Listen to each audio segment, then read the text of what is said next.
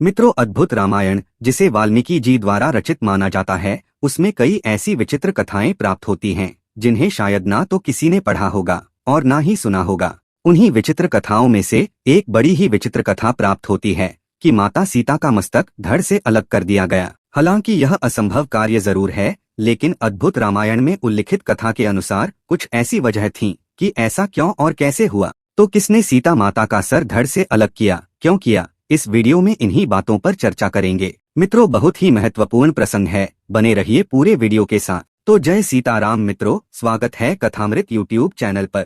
मित्रों, कुंभकर्ण की मृत्यु के पश्चात रावण के पिता विश्रवा ऋषि ने रावण से कहा कि अरे रावण, अब तो यह मिथ्या दंभ छोड़ दो, अभी भी समय है, रोक लो इस विनाश को। ऐसे अवसर पर राम के पास जाओ और श्री राम से क्षमा मांगकर सीता को सम्मान सहित सौंप दो। विश्रवा ऋषि ने कहा कि दुष्टता की सभी सीमाएं तुम लांघ चुके हो, अन्याय, अधर्म, अनीति तो जैसे तुम्हारे स्वभाव बन चुके हैं। लेकिन मित्रों, रावण की समझ में ये सब बातें कहाँ आती। उसने कहा, अन्याय, अनीति, अधर्म, इन सब का युद्ध में कोई अर्थ नहीं, युद्ध में विजय ही एकमात्र धर्म है। विश्रवा ऋषि ने कहा कि आखिर अब और कितनी बलि चाहिए तुम्हें तुम्हारे इस दंभ को टूटने के लिए। अपने एक पुत्र और भाई के पश्चात नरांतक, देवांतक, महोदर और महापार्श्व भी तुम्हारी दंभ की भेंट चढ़ चुके हैं। क्या तुम्हें अब भी समझ में नहीं आया कि किस महाकाल से शत्रुता तुमने मोल ली है। लेकिन रावण कहाँ समझने वाला था। उसने कहा, महाकाल का भी रावण काल है, अब तो स्वयं ब्रह्मदेव भी उतर आए तो भी मुझ रावण को नहीं समझा सकते। रावण ने प्रतिज्ञा किया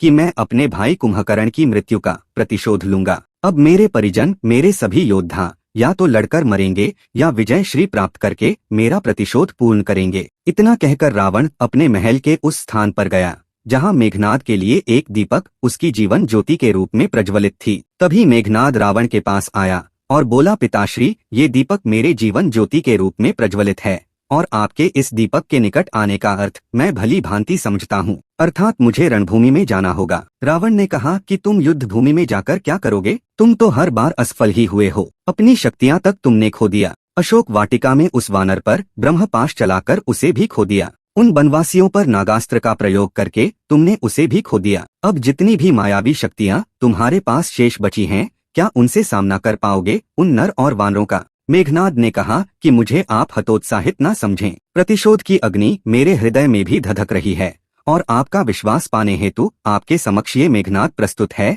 कुछ भी करने के लिए। रावण ने कहा कि पुत्र, अभी ब्रह्मास्त्र तुम्हारे पास है, उसका प्रयोग करो। हालांकि ऐसा सुनकर मेघनाद काफी सोच में पड़ गया। उसने सोचा, यदि मैंने ब्रह्मास्त्र का प्रयोग किया तो सर्वप्रथम यह अंतरिक्ष की ओर जाएगा, जहां 9 ग्रहों के संपर्क से ये ब्रह्मास्त्र और भी अधिक घातक और शक्तिशाली हो जाएगा। तत्पश्चात धरती की ओर तीव्र गति से लौटकर धरती से टकराकर महाविनाश मचा देगा। मित्रों, मेघनाद ने इस बात को रावण को समझाने का प्रयास भी किया, लेकिन रावण ने उसकी एक नहीं सुनी। रावण ने कहा कि मैं ब्रह्मास्त्र नहीं चला सकता, किंतु तुमने इसे सिद्ध किया है। ये महान अस्त्र एक बार में ही हमारी पराजय को विजय में परिवर्तित कर सकता है। तुम इसका संधान करो और उन नर और वानरों पर चला दो, जिससे हमारी विजय हो जाए। रावण ने मेघनाद से वचन लिया। तब मेघनाद ने कहा, मैं वचन देता हूँ कि यदि युद्ध के प्रथम प्रहर तक शत्रु मेरे समक्ष खड़ा रहा तो मेरा अंतिम प्रहार ब्रह्मास्त्र ही होगा। रावण ने कहा कि तुम्हारी मायावी शक्तियों के प्रहार में वृद्धि करने के लिए तुम्हारे साथ विद्युत जिह्वा भी रहेगा,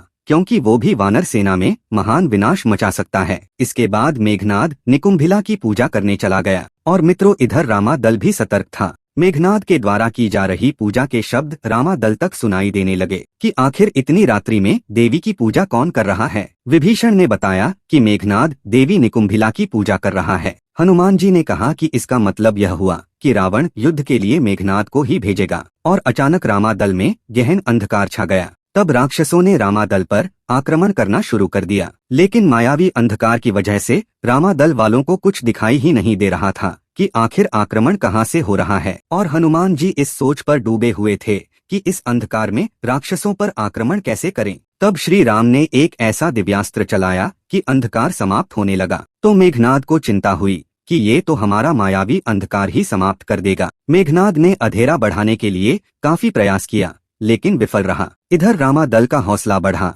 और उन राक्षसों पर आक्रमण करना शुरू किया। इस प्रकार लंबे समय तक युद्ध हुआ। मेघनाद ने श्री राम से कहा कि मेरे काका कुंभकर्ण को मारने वाले मेरा सामना करो। श्री राम ने कहा, मुझे तुम्हारी चुनौती स्वीकार है। विद्युत जिह्वा ने हनुमान जी को अपने मायावी पाश से बांध लिया और मेघनाद ने श्री राम के ऊपर बाणों की वर्षा प्रारंभ कर दी। श्री राम भी उसके हर एक बाण को विफल करते गए और कुछ ही देर में दोनों राक्षस विद्युत जिह्वा और मेघनाद अदृश्य हो गए। हनुमान जी ने अपने सभी वानरों को सचेत किया कि ये राक्षस छुपकर आक्रमण भी कर सकते हैं। इस प्रकार अदृश्य होने के बाद उन राक्षसों ने श्री राम की सेना पर कई बार वार भी किया। हनुमान जी सामने आए और उन्होंने कहा कि प्रभु श्री राम की सहजता का लाभ हनुमान किसी को नहीं उठाने देगा। अब चाहे तुम युद्ध करो या तुम्हारा पिता रावण, तुमने निहत्थे पर शस्त्र उठाया है, अब इसका दंड तुम्हें हनुमान देगा। ऐसा कहकर हनुमान जी जैसे ही युद्ध के लिए जाने लगे तो श्री राम ने उन्हें रोक लिया। श्री राम ने कहा, हनुमान, अदृश्य पर वार करने का अधर्म तुम्हें भी नहीं करना चाहिए। हनुमान जी को यह बात सही लगी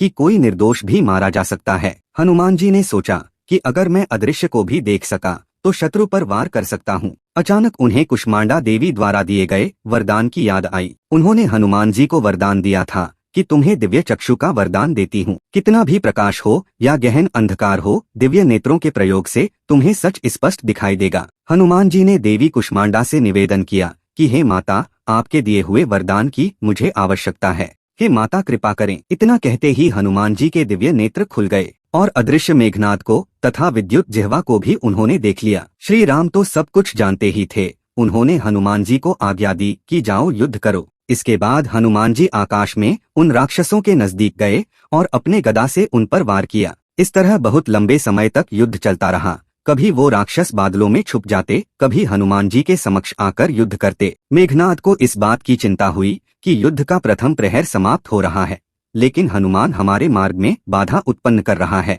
मेरी सारी मायावी शक्तियों को इस हनुमान ने विफल कर दिया। इस बात पर विद्युत जिह्वा ने उसे उपाय बताया कि ऐसी असीम शक्तियां जिसके पास हों, उसका मनोबल तोड़कर ही उसे पराजित किया जा सकता है। मेघनाद इस उपाय से बहुत खुश हुआ। उसने कहा कि इसका मनोबल तोड़ने के लिए मैं सीता को माध्यम बनाऊंगा। मेघनाद ने विद्युत जिह्वा से कहा कि माया की सीता को प्रकट करो। बस फिर क्या था, तत्क्षण विद्युत जिह्वा ने एक माया की नकली सीता को प्रकट कर दिया। कुछ ही देर में हनुमान जी को एक दुखित स्वर सुनाई पड़ा कि हे स्वामी, हे हनुमान, मेरी रक्षा करो। हनुमान जी को लगा कि कहीं ये माता सीता की पुकार तो नहीं है। मेघनाद का पीछा करते हुए हनुमान जी बहुत दूर तक निकल गए। तभी अचानक मेघनाद और विद्युत जिह्वा हनुमान जी को दिखाई दिए। मेघनाद ने कहा कि तुच्छ वानर, अब तुम भयभीत हो जाओगे। तुम्हारे लिए एक भेंट लाया हूँ। इतना कहकर मेघनाद ने मायावी सीता को हनुमान जी को दिखा दिया। उस माया की सीता ने कहा कि मेरी रक्षा करो हनुमान। हनुमान जी का ऐसे समय में मनोबल कम होता गया।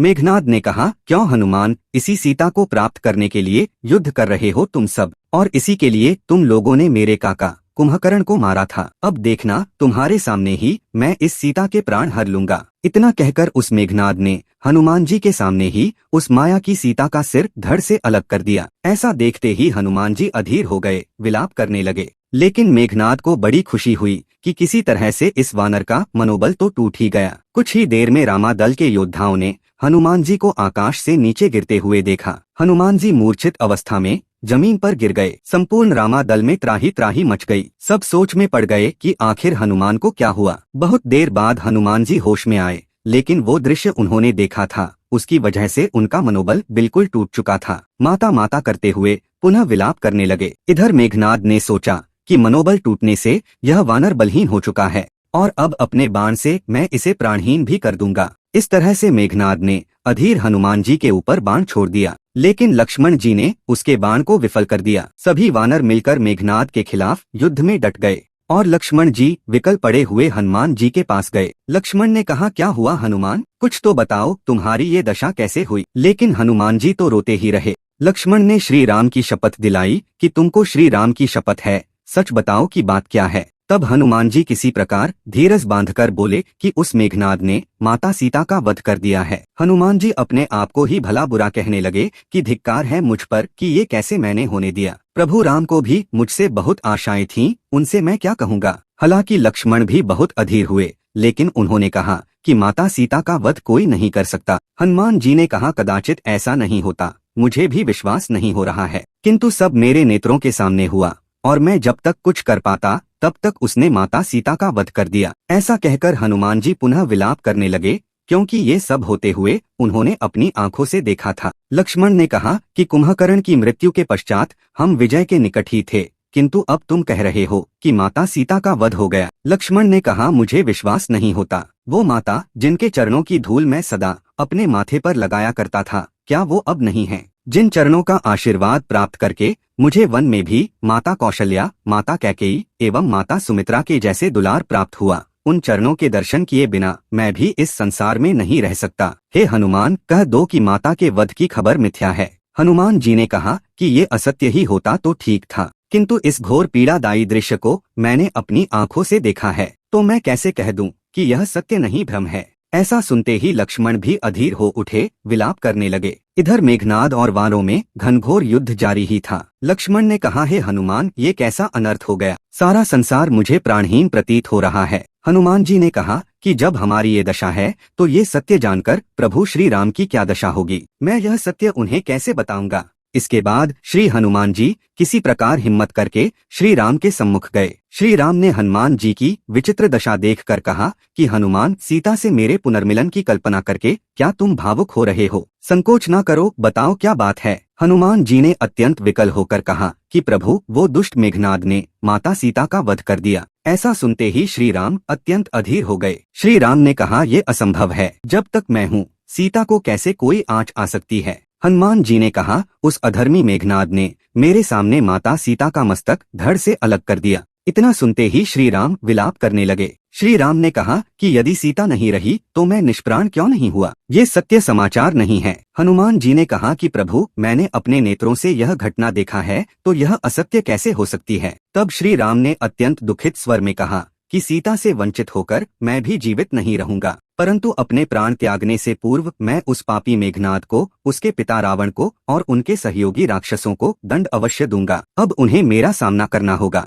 मेरे ब्रह्मास्त्र का सामना करना होगा। इतना कहकर श्री राम ने ब्रह्मास्त्र का स्मरण किया। विद्युत जिह्वा और मेघनाद भी हैरान थे कि अब ये कौन सी योजना बना रहे हैं। मेघनाद ने समझ लिया कि किसी दिव्यास्त्र का आवाहन कर रहे हैं। मेघनाद ने कहा कि मैं उससे पहले ही अपने सर्वनाशी आघात से सबको चकित कर दूंगा, अपने पिता रावण को दिया गया वचन निभाऊंगा। मित्रों, इधर श्री राम ब्रह्मास्त्र का आवाहन करने लगे। तीनों लोकों में हाहाकार मच गया, क्योंकि ब्रह्मास्त्र का प्रयोग विनाशकारी होता है। हनुमान जी सोचने लगे कि प्रभु के ब्रह्मास्त्र चलाने से तो सर्वत्र विनाश होगा, परंतु उनकी इस अवस्था में उन्हें रोकने का साहस कौन करेगा। लेकिन कुछ ही क्षणों में श्री राम ने स्वयं ब्रह्मास्त्र का आवाहन करना बंद कर दिया और बोले कि नहीं, मैं यह कार्य नहीं कर सकता। सर्वनाश के कारक इस अस्त्र को मैं व्यक्तिगत प्रतिशोध के लिए नहीं चला सकता। इस ब्रह्मास्त्र का प्रभाव मात्र मेघनाद या रावण पर ही नहीं, बल्कि लंका के असंख्य निर्दोष बालकों का, स्त्रियों का और निर्दोष वृद्ध लोगों का भी वध करेगा। संपूर्ण सृष्टि इसका दुष्परिणाम झेलेगी, जिसका संधान करना सर्वथा अनुचित है। मैं धर्म की मर्यादा को स्थापित रखूंगा, इस अधर्मी लंका में आकर अधर्म कृत्य मैं नहीं करूंगा। लेकिन मित्रों, उधर मेघनाद ने ब्रह्मास्त्र का आवाहन किया। पृथ्वी में पुनः उथल पुथल मच गई। विभीषण ने रामादल में बताया कि मेघनाद घोर अनर्थ करने जा रहा है, वह ब्रह्मास्त्र का आवाहन कर रहा है। श्री राम ने कहा कि धर्म की मर्यादा में रहकर मैं अवश्य उसे दंड दूंगा। उधर मेघनाद ने ब्रह्मास्त्र आखिर छोड़ ही दिया। इस ब्रह्मास्त्र के प्रभाव से सारी सृष्टि में हलचल मच गई। हनुमान जी सोच में पड़ गए कि आखिर इस ब्रह्मास्त्र को कैसे रोका जाए। रामादल के सभी वानर, रीछ, लक्ष्मण, विभीषण इस आशंका से कि अब तो इस ब्रह्मास्त्र से सब नष्ट हो जाएगा, यह सोचकर सभी वानर भालू श्री राम से क्षमा याचना करने लगे कि प्रभु, मुझे क्षमा करें, हम लोग आपका साथ नहीं निभा सके। हनुमान जी ने कहा कि आप लोग तो अकारण हताश हो रहे हैं, जब प्रभु श्री राम हमारे साथ हैं तो हम लोगों का अंत कैसे हो सकता है। हनुमान जी बोले कि प्रभु श्री राम का मैं सेवक हूँ, पराजय स्वीकार नहीं करूंगा, मैं रोकूंगा इस ब्रह्मास्त्र को। हनुमान जी ने श्री राम से कहा कि प्रभु, माता सीता की रक्षा मैं नहीं कर सका, परंतु अपने प्राण देकर भी इस ब्रह्मास्त्र से होने वाले विनाश को मैं जरूर रोकूंगा। हे प्रभु, मुझे आज्ञा दीजिए। श्री राम ने कहा, हनुमान, मुझे तुम पर पूर्ण विश्वास है, तुम जो भी करोगे मर्यादा में रहकर ही करोगे, इसलिए शीघ्र जाओ और इस संसार को इस प्रलयंकारी अस्त्र से बचा लो। हनुमान जी तुरंत ही हवा के वेग के समान आकाश में उस ब्रह्मास्त्र का पीछा करने लगे। इधर रावण अपने पुत्र मेघनाद के इस पराक्रम से काफी खुश था कि मेरे शत्रुओं का यह अस्त्र नाश करेगा, कोई शेष नहीं बचेगा। सुषेण वैद्य ने कहा कि आप ठीक कह रहे हैं दशानन, कुछ भी शेष नहीं बचेगा, ना वो नर, ना वानर और ना ही राक्षस। रावण ने कहा, इसीलिए तो मैंने आपको बुलाया है। राक्षसों की रक्षा तो आप करेंगे, क्योंकि आप तो राजवैद्य हैं। सुषेण ने कहा, ये आपका भ्रम है, ब्रह्मास्त्र से तो मैं भी सुरक्षित नहीं हूँ, भला मैं दूसरों की रक्षा कैसे करूँगा। रावण उसकी ऐसी बातें सुनकर घबरा गया। इधर हनुमान जी ने अपनी संपूर्ण शक्तियों से उस ब्रह्मास्त्र को पकड़ लिया। सभी देवगण इस चिंता में थे कि ब्रह्मास्त्र को रोके रखने पर उसका ध्वंस निश्चित है, उस विस्फोट से हनुमान कैसे जूझेंगे। इसके बाद मित्रों, ज्ञान नामाग्र गण्यम ने एक युक्ति सोची कि इस ब्रह्मास्त्र को मैं अपने शरीर में प्रवेश करा लूंगा, क्योंकि मित्रों हनुमान जी को ब्रह्मास्त्र से मुक्त रहने का वरदान प्राप्त था। इसलिए वे उस ब्रह्मास्त्र को अपने शरीर में समाहित करने लगे। लेकिन उस ब्रह्मास्त्र की शक्तियां इतनी तीव्र थीं कि इसके बावजूद भी उस अस्त्र की शक्तियां पूर्ण रूप से हनुमान जी के शरीर में समाहित नहीं हो रही थीं, बल्कि अन्यत्र भी फैलने लगीं। तब श्री राम और लक्ष्मण ने उस अस्त्र को अपने शरीर में समाहित किया, लेकिन समाहित होने के बाद लक्ष्मण जी मूर्छित हो गए। संपूर्ण रामा दल में हाहाकार मच गया। श्री राम विलाप करने लगे कि सीता को तो मैंने पहले ही खो दिया, अब मेरा लक्ष्मण भी इस अवस्था में है। तभी विभीषण ने सुषेण वैद्य के बारे में बताया कि वह अगर चाह ले तो लक्ष्मण की मूर्छा को तोड़ सकता है। इतना सुनते ही हनुमान जी तत्क्षण उस वैद्य को लाने के लिए चल पड़े। तभी उन्हें अशोक वाटिका में सीता जी दिखाई पड़ी। माता सीता को जीवित देखकर हनुमान जी को विस्मय हुआ कि माता सीता तो कुशल हैं, लेकिन उस मेघनाद ने तो माता सीता का वध मेरे सामने किया था, ये कैसे संभव है। हनुमान जी इस सच्चाई से अवगत होने के लिए सीता जी के सम्मुख उपस्थित हुए। तब माता सीता ने स्वयं बताया कि कभी कभी आंखों से देखा गया सत्य नहीं होता, लेकिन हृदय सत्य का दर्पण होता है। हे हनुमान, तुमने जो पूर्व में देखा वो मेघनाद की माया थी। इस प्रकार हनुमान जी को पूर्ण विश्वास हुआ और अपार खुशी हुई कि माता सीता सुरक्षित हैं। इसके बाद हनुमान जी सुषेण वैद्य को घर सहित उठाकर श्री राम के समक्ष उपस्थित हुए और सीता जी के जीवित होने की खबर हनुमान जी ने श्री राम को सुनाया। संपूर्ण रामा दल में हर्ष छा गया। हनुमान जी ने श्री राम से क्षमा मांगी कि मेघनाद की उस माया को देखकर मैं अपनी सुध बुध गवा दिया था। मैंने जो आपको घोर कष्टदायी समाचार सुनाया था, हे प्रभु, उसके लिए मुझे क्षमा करें। श्री राम ने कहा, हनुमान दुखी मत हो, ऐसा असीम स्नेह के कारण होता है, क्योंकि तुम असीम मातृ प्रेम की वजह से भ्रमित हुए थे और मैं पत्नी प्रेम के कारण भ्रमित हुआ था। हे हनुमान, इसमें तुम्हारा कोई दोष नहीं है। फिर मित्रों, जैसा कि आप जानते हैं कि हनुमान जी ने संजीवनी बूटी लाकर सुषेण वैद्य के द्वारा लक्ष्मण की मूर्छा को भंग किया। तो मित्रों, अगर आपने कथामृत को सब्सक्राइब नहीं किया है तो जरूर करें, और यदि संभव हो तो कमेंट में जय सीताराम जरूर लिखें। जय जय सीताराम।